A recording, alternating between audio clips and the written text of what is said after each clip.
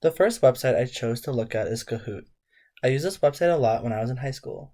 I really like this website because it can be used for any age because you can create your own Kahoot and customize the questions to fit your class. When you go over to Create Kahoot, you can add a question and all the questions will be listed below. For example, up here we can start typing our questions.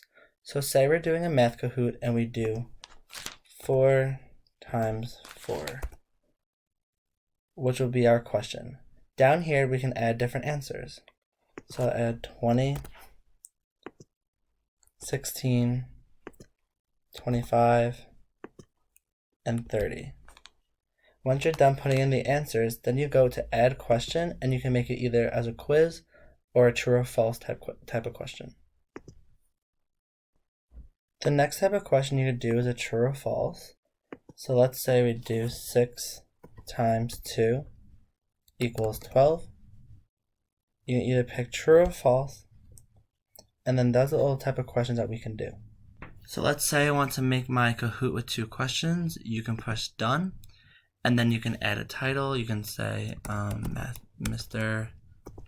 Zapata's quiz, and then you push continue, and then you validate your Kahoot, and then once that is done, it is all set and ready to be played.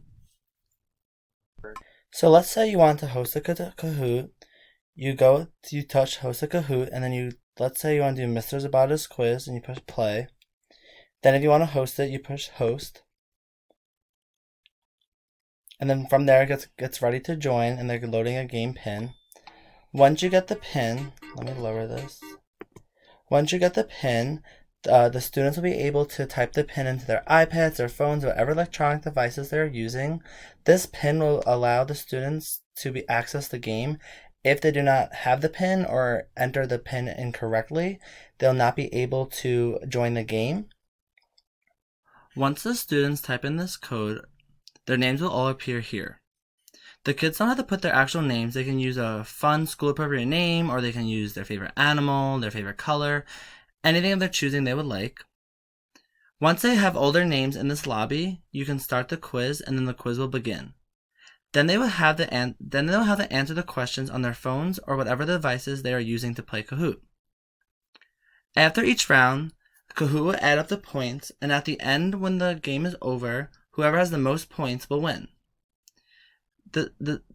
And in my class, if like a winner, I can maybe give a fun prize or like a little treat or candy. This is pretty much how it works. Thank you for checking out Kahoot, and I hope to see you guys soon. Thank you so much.